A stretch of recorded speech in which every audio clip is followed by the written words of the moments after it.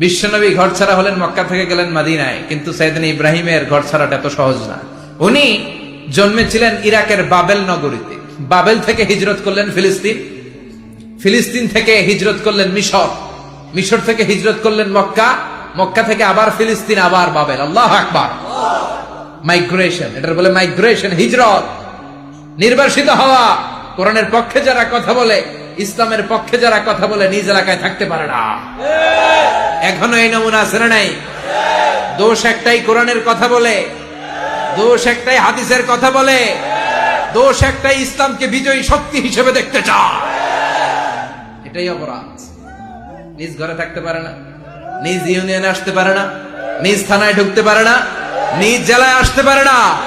আল্লাহ বলে ওয়ালা তাহিনু ওয়ালা তাহজানু ওয়া আনতুমুল আ'লাউনা ইন কুনতুম মুমিনিন। ভয় পেও না, চিন্তা করো না, বিজয় তোমাদেরই হবে। যারা জালিম তাদের জন্য আমার পক্ষ থেকে সাহায্য আসে না। যারা মাজলুম, যাদের রক্ত জমিনে ঝরে, তাদেরকে জমিনের মালিকানা তুলে দেয় কে? বিজয় তোমাদেরই হবে, ভয় নেই, ইনশাআল্লাহ। পড়েন, বাপ বেটা দুজনই ঘর ছাড়া, বাপ বেটা দুইজনই জন্মস্থান ছাড়া।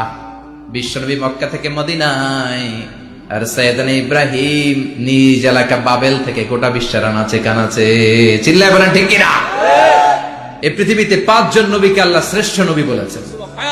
নূহ আলাইহিস সালাম, ইব্রাহিম আলাইহিস সালাম, মূসা আলাইহিস সালাম, ঈসা আলাইহিস সালাম, বিশ্বনবী মুহাম্মদ রাসূলুল্লাহ সাল্লাল্লাহু আলাইহি ওয়াসাল্লাম। এই 5 জনের ভিতরে বাপ বেটা আছে না নাই? কথাকার নিজের সাথে নিজের বোঝাপড়া অনেক দরকার। আপনারা নিজের সাথে নিজে কথা বলেন? বলেন না? বলবেন। নিজের সাথে নিজে কথা বললে অনেক কিছু বেরিয়ে আসে। আপনি আপনার মনকে জিজ্ঞেস করবেন, মন আপনারে ঠকাবে না।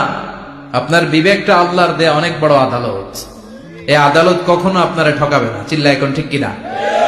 নিজে নিজে বোঝাপড়া করবেন, চিন্তা গবেষণা করবেন, আল্লাহর দেয়া রেশনাল, আল্লাহর দেয়া কমন সেন্সকে কাজে লাগাবেন। আমরা আকল বলতে একটা কথা বলি না, এটাকে ইংরেজিতে বলে কমন সেন্স। কি বলে? Common sense is very uncommon thing. Common sense হচ্ছে এমন জিনিস যেটা খুব আনকমন, এটা অনেকের থাকে না। কথা কন, প্রত্যেককে আল্লাহ কমন সেন্স দিয়েছে। আল্লাহু আকবার।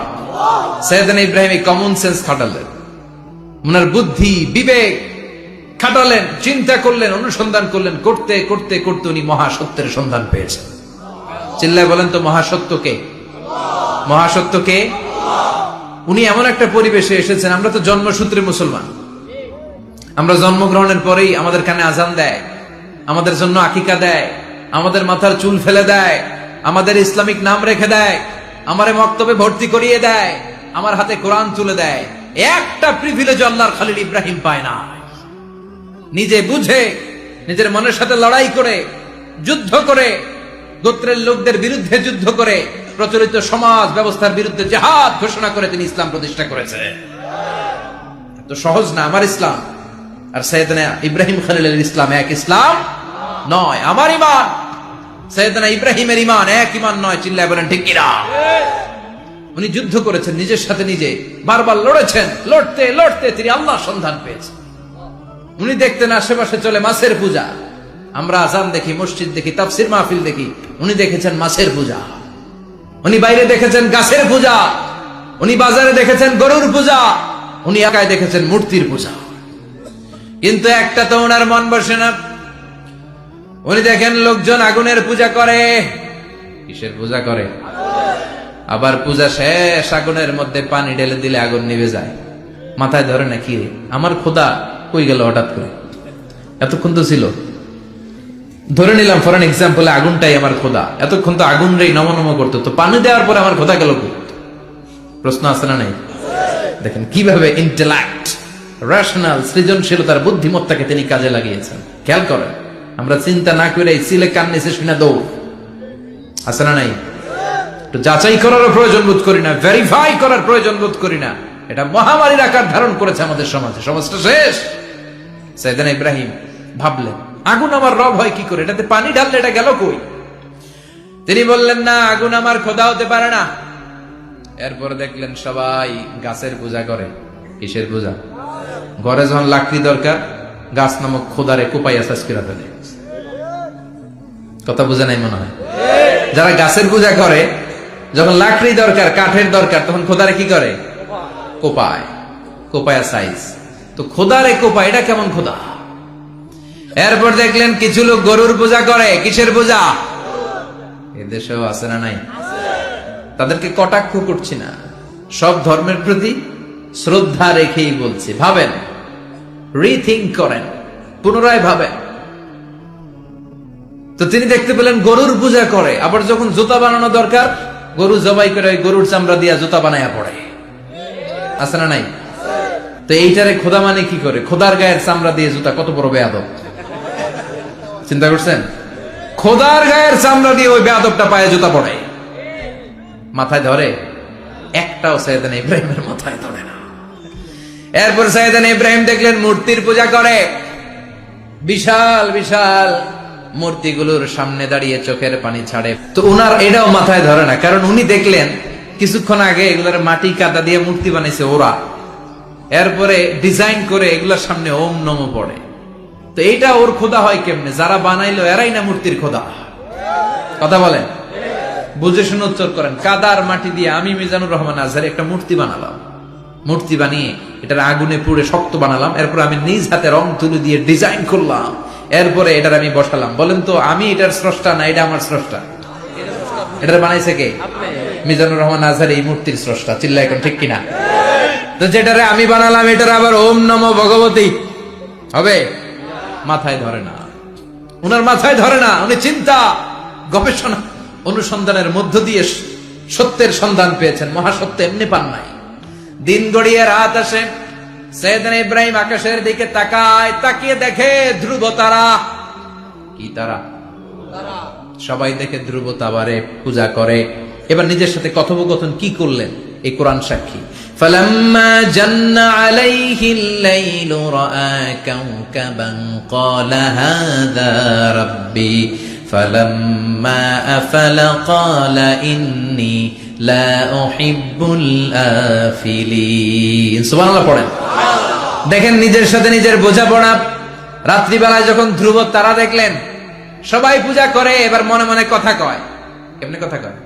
এই যে শুরু করছিলাম একটু আগে, বললাম না যে মনে মনে কথা আছে না নাই? মনে মনে কথা কয়, কিরে এটা তো সুন্দর, এটাই মনে আমার খোদা। কিছুক্ষণ পর যখন দেখে তারা নাই, কয় না এটা খোদা না, এটা হুদা। এটা কি? খোদাই কি আমার ছেড়ে চলে গেলে চলবে? আমি অসুস্থ হইলে আমার দেখবে কে?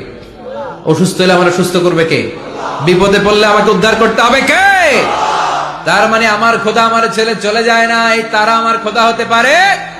ফালাম্মা جن عليه الليل رأى كوكبا قال هذا ربي فلما أفل قال إني لا أحب الآفلين فلما رأى القمر بازغا قال هذا ربي فلما أفل قال لئن لم يهدني ربي لأكونن من القوم الضالين। পড়েন আল্লাহু আকবার। এরপরের দিন যখন চাঁদ দেখলেন, পূর্ণিমার চাঁদ, দেখতে ওইটা তারার চেয়ে ছোট না বড়? কম সুন্দর না বেশি সুন্দর? পরের দিন চাঁদ দেখে তিনি দেখলেন সবাই চাঁদের পূজা করে। এবার আবার মনে মনে কথা, তাইলে ওইটা না এইটাই মনে হয় খোদা। আল্লাহর কসম, এগুলো কোরআনে আছে। কিভাবে উনি মহাসত্যের সন্ধান পেয়েছেন সব আল্লাহ কোরআনে তুলে ধরেছে। না না, ধ্রুব তারা আমার খোদা না, খোদা হইলে হবে এই চাঁদ। এইটা অনেক সুন্দর। আবার রাতের শেষে চাঁদও নাই, মনে মনে খাইছে, খোদাই গেল কই? উনি খোদা খুঁজে পায় না, খোদা গেল কই? এবার উনি বললেন, হায় হায়, আমি তো বিপদে পড়ে গেছি, খোদা খুঁজে পাই না। আমার আসল খোদা যদি আমারে পরিচয় না দেখায়, আমি তো গোমরাহ হয়ে যাব। ফালাম্মা রাআশ শামসা বাযিগাতান ক্বালা হাযা রাব্বি হাযা আকবার ফালাম্মা আফালাত ক্বালা ইয়া কওমি ইন্নী বারীউম মিম্মা তুশরিকুন। এরপরের দিন সকালবেলা পূর্ব দিগন্ত থেকে যখন দ্বিপ্রহরের জল জলে সূর্যটা উঠল, গগন বিদারী তাপ দিয়ে গোটা বিশ্বটারে আলোকিত করে জানান দিয়ে যখন জল জলে সূর্যটা উঠলো, তিনি বললেন, না না, ধ্রুব তারা খোদা না, চাঁদ আমার খোদা হলে হতে হবে এই সূর্যটা, ঠিক কিনা? হাদা আকবার, এটা অনেক বড়, এটা সবচেয়ে বড়, খোদা হইলে এটাই হওয়া লাগবে। আবার বিকেল বেলা পশ্চিম দিকে যখন জল জলে সূর্যটা ডুবে যায়, এবার উনি বিপদে পড়লেন। আল্লাহু আকবার। দেখেন স্টেপ বাই স্টেপ সব বাদ দিয়ে কেমনে তিনি মহাসত্যের সন্ধান পান। বিকেল বেলা যখন সূর্য ডুবে যায়, কয় না এটাও আমার খোদা হতে পারে। এরপর তিনি দ্ব্যর্থহীন কণ্ঠে ঘোষণা করলেন, ইন্নী ওয়াজ্জাহতু ওয়াজহিয়া লিল্লাযী ফাতারাস সামাওয়াতি ওয়াল আরদা হানিফান ওয়া মা আনা মিনাল মুশরিকিন। সুবহানাল্লাহ পড়ে। তিনি বললেন, না, গরু আমার খোদা হতে পারে না, মূর্তি আমার রব হতে পারে না, ধ্রুব তারা চাঁদ সূর্য কোনটাই আমার রব হতে পারে না। মহাবিশ্বটা যে চমৎকার ভাবে চলছে, নিশ্চয় এমন একজন মহা ব্যবস্থাপক আছে, নিশ্চয় এমন একজন মহা কন্ট্রোলার আছে, যিনি দূর থেকে গোটা বিশ্বের সব কন্ট্রোল করে থাকে। তিনি কে? তিনি বললেন, ওই রবের দিকে আমি মুখ ফেরালাম, যিনি আকাশ বানালেন, জমিন বানালেন। তোমরা যেগুলোর পূজা করো, আমি এগুলোর পূজা করি না। আল্লাহর দেখে নাই, কিন্তু পেয়ে গেছে সন্তান। সুবহানাল্লাহ পড়ে। কেমনে ইকুয়েশন ড্র করে, কেমনে পাটিগণিতের মতো মিলাইছে, না এটা বাদ, ওইটা বাদ, সব বাদ। পরে তিনি এই সিদ্ধান্তে আসলেন যে একজন মহা ব্যবস্থাপক আছে, একজন মহা নিয়ন্ত্রক আছে, যার ইশারায়, যার ইঙ্গিতে, যার অর্ডারে গোটা বিশ্বটা এক নিয়মে চলে। চিল্লা এখন ঠিক কিনা? স্টেপ বাই স্টেপ যেতে যেতে তিনি নিজের সাথে বোঝাপড়া করতে করতে, নিজের সাথে কথা বলতে বলতে আল্লাহর সন্ধান পেলেন। এখন আমরা চিন্তা করি না, গবেষণা করি না। সম্মানিত ভাইয়েরা, এই কোরআনে আল্লাহ বহুবার বলেছে, এই কোরআনে আল্লাহ চিন্তাশীলদের জন্য নিদর্শন রেখে দিয়েছেন। কাদের জন্য? ক্ষমতাশীলদের জন্য, পাওয়ারফুলদের জন্য, টাকাওয়ালাদের জন্য, শক্তিশালীদের জন্য। চিল্লায় বলেন, কাদের জন্য? চিন্তাশীলদের জন্য কোরআনে নিদর্শন আছে না নাই?